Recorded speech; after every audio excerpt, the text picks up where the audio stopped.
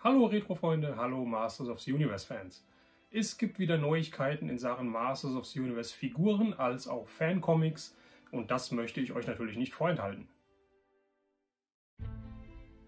Bevor wir loslegen, solltet ihr noch kein Abonnent sein, klickt doch mal auf mein Kanallogo, abonniert den Kanal und verpasst somit kein neues Video mehr. Ja, was soll ich sagen?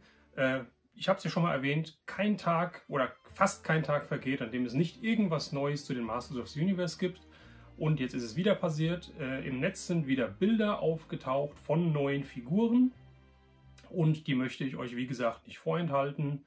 Es handelt sich um die Eternia Minis oder Mini-Figuren, die ich ja bekanntlich sehr zu schätzen weiß, die ich ja eigentlich sehr liebe.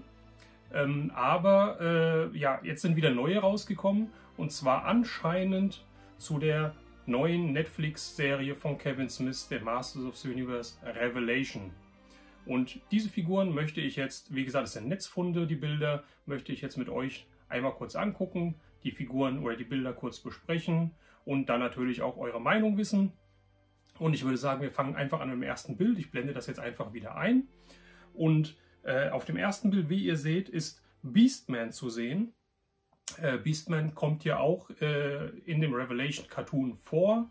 Er sieht ein bisschen, ja, es gibt ja schon das ein oder andere Bild, da habe ich ja auch ein Video zu gemacht.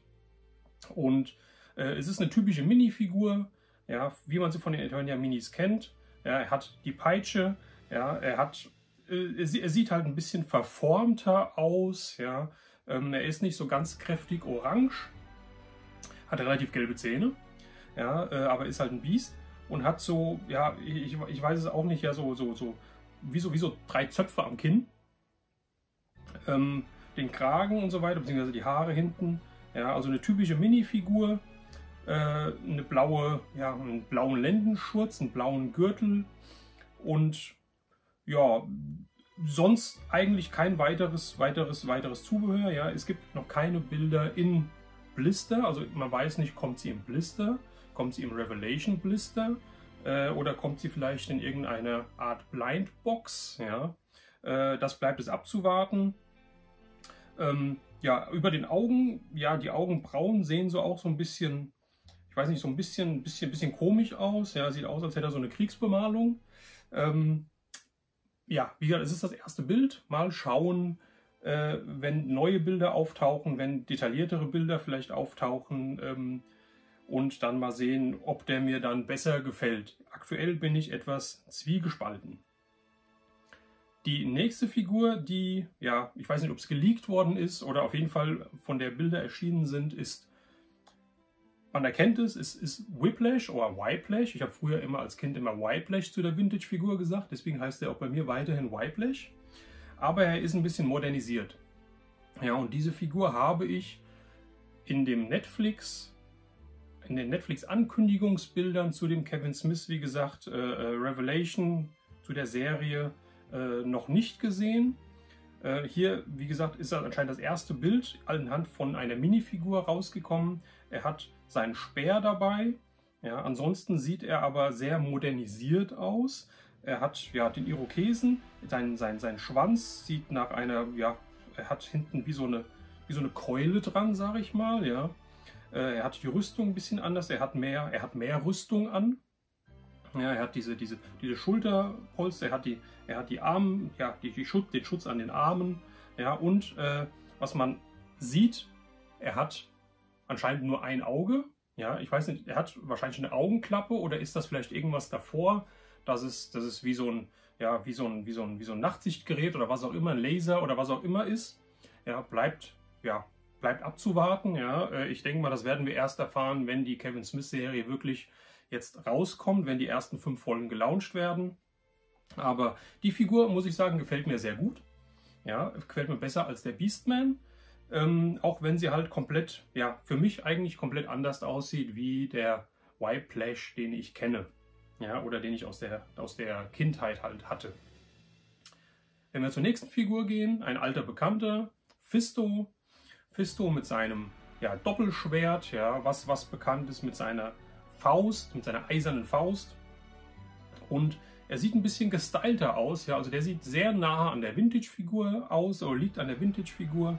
Er hat die Haare ein bisschen gestylt, ja, so ein bisschen auftopiert fast schon. Ja, also nicht mehr so aalglatt zurückgekämmt, wie es bei der Vintage-Figur war. Modernerer Look, finde ich richtig gut. Ja, gefällt mir sehr gut.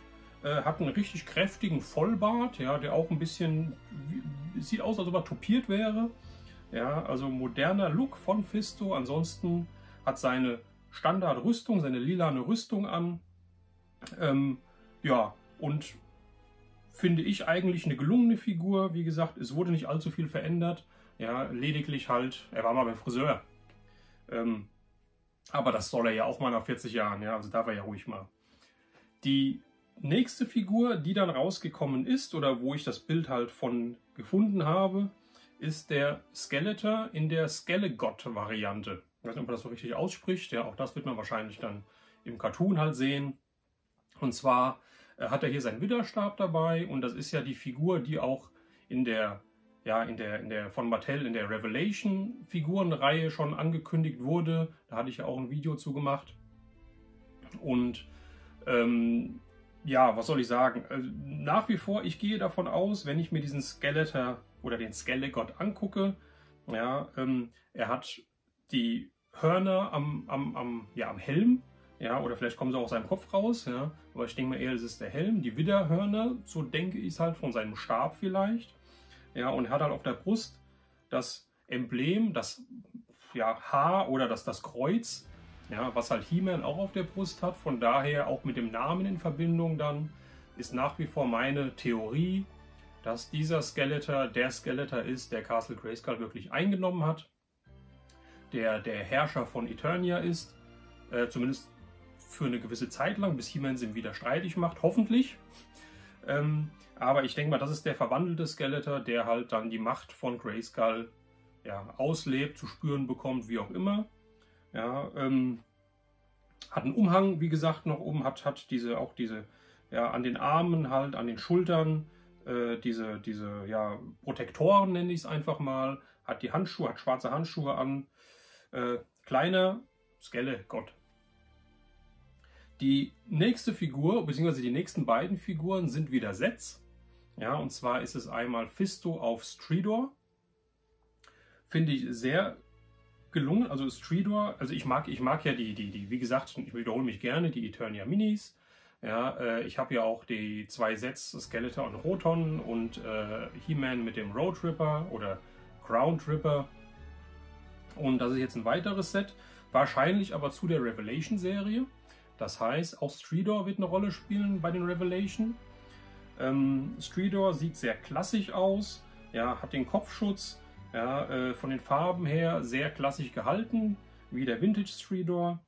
Der Fisto sieht eigentlich 1:1 aus wie der Fisto, den es wohl einzeln gibt, mit Ausnahme, dass sein Gürtel hier braun ist. Er ist Ton in Ton mit der Hose, mit der Fellhose.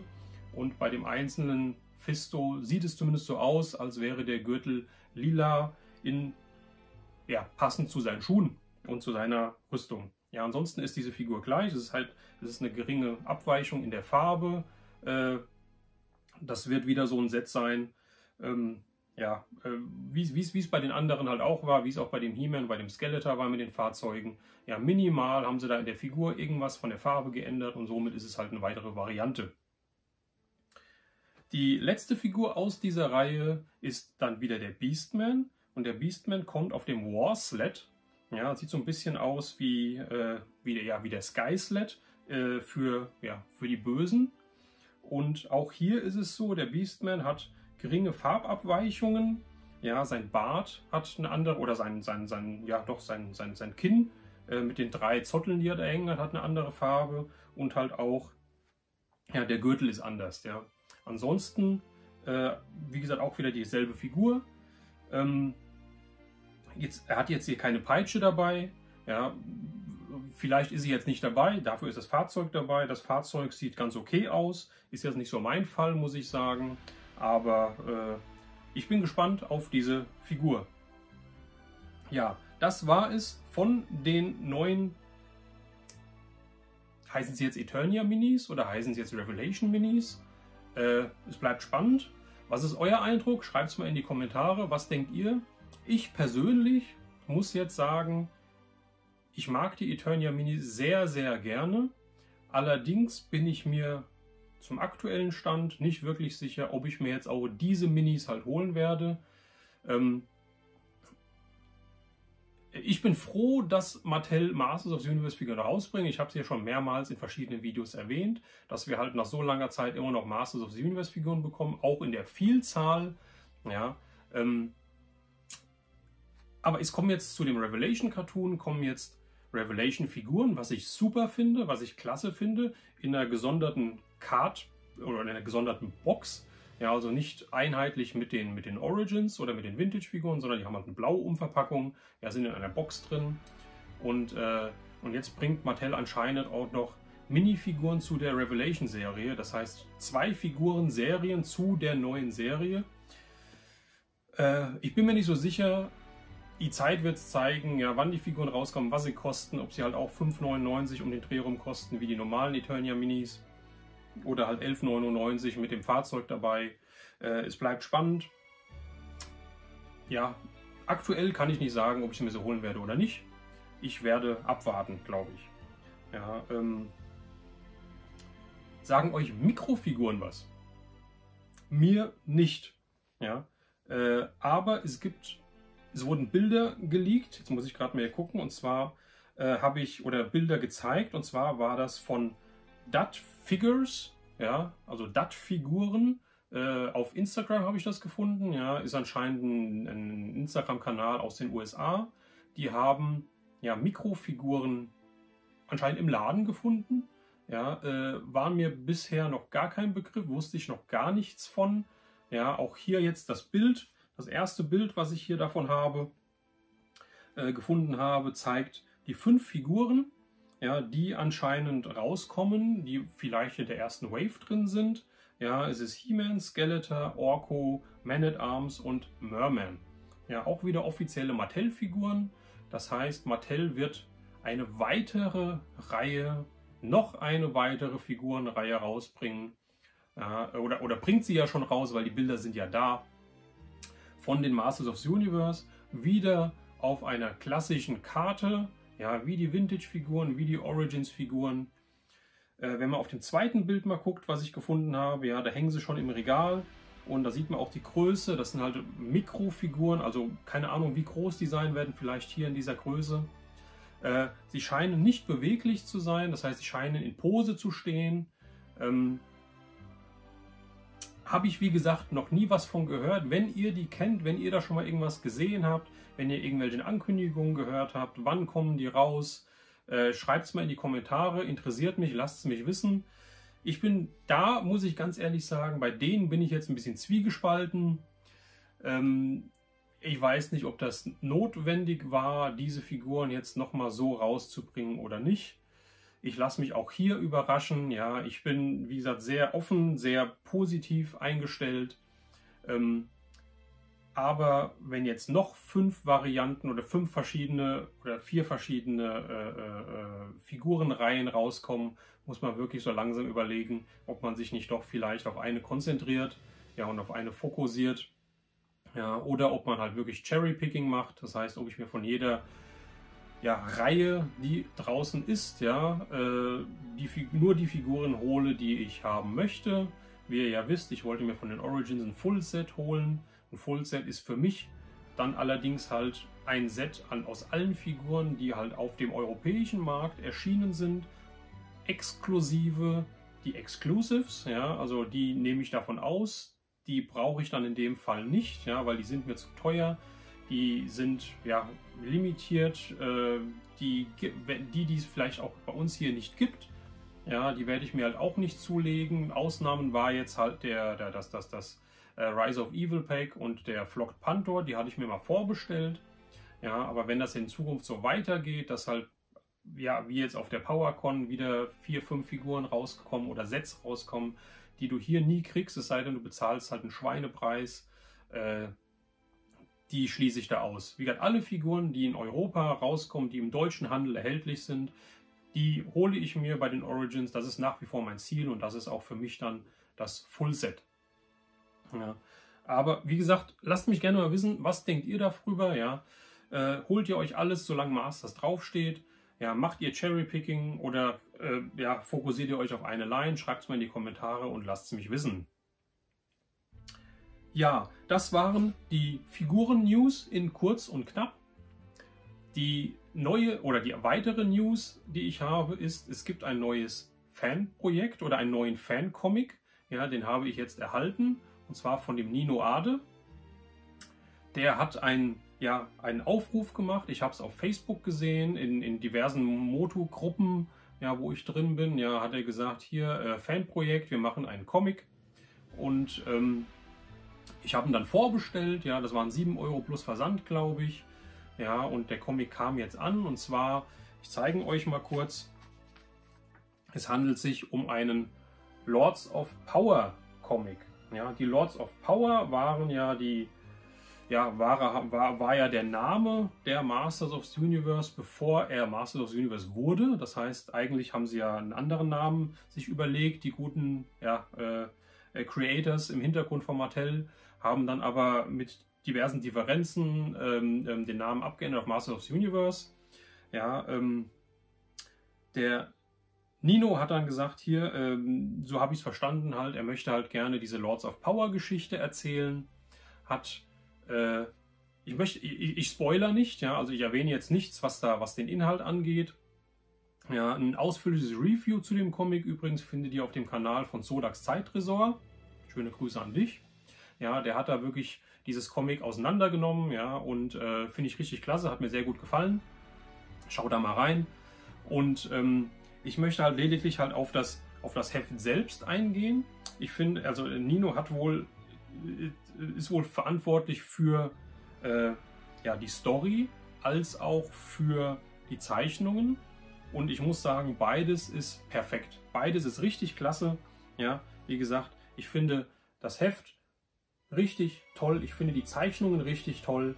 Ja, auf der Rückseite, das ist ein Hommage an die, ja, ihr werdet es kennen, ja. Braucht da gar nichts weiter zu sagen, glaube ich, wenn ihr Vintage-Fan seid. Und hier geht es eigentlich um die Entstehung der Lords of Power. Ja, wie gesagt, die Zeichnungen sind richtig klasse. Ich möchte ja gerade mal einfach das ein oder andere raussuchen. Ja, als Beispiel diese Doppelseite hier. Ja, das Comic ist gemacht im Stile der alten oder der ersten Mini-Comics. Das heißt, ich habe immer auf jeder Seite oben ein Bild, eine Illustration und unten drunter den Text dazu. Finde ich richtig toll. Wie gesagt, finde ich richtig gelungen. Ja, ich habe es mir jetzt durchgelesen und wie soll ich anfangen? Wie ihr wisst, ich bin ehrlich, ja, ich bin eine ehrliche Haut. Ja, die es nicht wissen, können es mir glauben, die können auch meine Bekannten fragen. Ja. Die Pluspunkte, wie gesagt, das Heft ist super gezeichnet, die Story ist richtig klasse. Er hat mir sehr gut gefallen, Nino, vielen Dank. Ich habe aber ein dickes Minus dabei, was mir persönlich halt aufgefallen ist, wo ich immer wieder rausgerissen wurde beim Lesen. Und zwar, es sind, ja, wie soll ich sagen, Rechtschreibfehler ohne Ende drin. Ja, und das hat mir den Lesespaß halt echt genommen. Ja, auch wenn die Story, wie gesagt, klasse ist. Ja, ich habe mir mal so ein paar Sachen markiert, einfach nur damit ihr seht. Ja, ich bin nicht pingelig. Ja, ich weiß, es ist ein Fan-Comic von Fans für Fans. Ja, aber wie gesagt, ich bin ehrlich und das ist mir halt aufgestoßen. Ja, ich habe mir mal ein paar Sachen markiert. Und ich möchte euch also einfach mal vorlesen. Und zwar einfach nur diesen Satz, wo ich denke, da stimmt was nicht, da ist was falsch. Ja, und jetzt haben wir links. So, und zwar steht jetzt hier, die beiden Auserwählten befanden sich einem steten Twist um die Zuneigung. Ja, das heißt, die beiden Auserwählten befanden sich einem. Ja, das müsste normalerweise heißen in einem. Da steht dann einfach ein. Ja, und das fällt mir sofort auf. Ja, wie gesagt, ich bin jetzt kein Deutschlehrer oder sowas. Ja, aber das ist halt echt schade. Ja, So, hier, bla bla bla hatte vor, die Geheimnisse des Universums erkunden, um sich damit an jenen bla bla bla. Ja, bla bla bla hatte vor, die Geheimnisse des Universums zu erkunden. Da fehlt einfach das zu. Ja, das Wort zu fehlt. Ja, hier steht einfach, hatte vor, die Geheimnisse des Universums erkunden. Und das reißt mich dann komplett raus. Ja, als letztes Beispiel noch, und zeigte die Geschehnisse der großen Kriegen. Ja, bla bla bla bla bla. Ja, das soll Krieg, die großen Kriege. Da ist ein N zu viel am Ende, da steht Kriegen. Ja, die Geschehnisse der großen Kriegen steht da. Also das sind so Sachen, wo ich, wie gesagt, nochmal, ja, ich bin nicht so penibel, dass ich halt auf alles, ich mache auch Fehler, ja, aber, und es ist ein Fancomic, ich weiß, aber für mich geht das nicht. Ja, also ich finde es halt echt schade. Es hat mir, wie gesagt, den Lesespaß genommen und das ist fast auf jeder Seite, in jedem Text, auf jeder Seite ist mindestens ein oder zwei solche Fehler drin. Es fehlen Worte, es sind irgendwelche Buchstaben an die Worte dran, ja, dass es halt irgendwas anderes ergibt und das bringt mich halt jedes Mal immer raus. Wie gesagt, das ist ein kleiner oder das ist ein Kritikpunkt von mir, ja, ich denke, das sollten halt mehrere Leute halt querlesen, wenn sowas halt angeboten wird. Und dann sollte, wie gesagt, dann dürfte das halt eigentlich nicht vorkommen. Dass man halt irgendwo mal ein Dreher oder irgendwas drin ist, kann ja passieren. Aber hier ist es wirklich durchgängig. Fast auf jeder Seite habe ich ein oder zwei Fehler gefunden oder für mich Fehler. Ja, mag sein, dass es den einen oder anderen nicht juckt, ja, der halt happy darüber ist. Ja, ich bin auch happy darüber, wie gesagt, aber wie gesagt, das ist mir, ja, hat mir den Spaß an diesem Comic genommen. Aber nichtsdestotrotz, wie gesagt, Zeichnungen und Story sind richtig, richtig gut. Ja, das hat mich, wie gesagt, sehr gefreut. Und ich weiß nicht, ob es da noch Hefte gibt. Es hieß, es ist eine einmalige Auflage. Ja, wenn es Hefte gibt, ich blende euch unten nochmal in der Videobeschreibung halt die E-Mail-Adresse ein, die ihr anschreiben könnt. Ja, und dann könnt ihr erfahren, ob halt noch ein Comic da ist oder nicht, wenn ihr das haben möchtet. Ich finde, trotz dieser Schwäche mit den Texten, es lohnt sich. Ja, es ist schön, es ist wieder von Fans für Fans. Ja, die Zeichnungen sind richtig klasse und wie gesagt, die Story finde ich richtig gut. Ja, wenn ihr das Heft vielleicht auch schon vorliegen habt, ja, dann schreibt doch auch mal in die Kommentare, was ihr davon haltet. Ja, bin ich zu penibel oder denkt ihr, nee, also wie gesagt, da müsste schon, also ein gewisser Prozentsatz ist okay, ja, aber wenn, wie gesagt, na, ist egal. Ich will jetzt gar nicht drauf rumreiten. Ja, ihr könnt es mir in die Kommentare schreiben, was ihr davon denkt. Ansonsten, wenn euch das Video gefallen hat, gebt mir ein Like. Gebt mir einen Daumen hoch, wie gesagt, teilt das Video, abonniert den Kanal, wenn ihr noch kein Abonnent seid. Und ich würde sagen, in diesem Sinne, wir sehen uns beim nächsten Video. Euer Retro Rauner.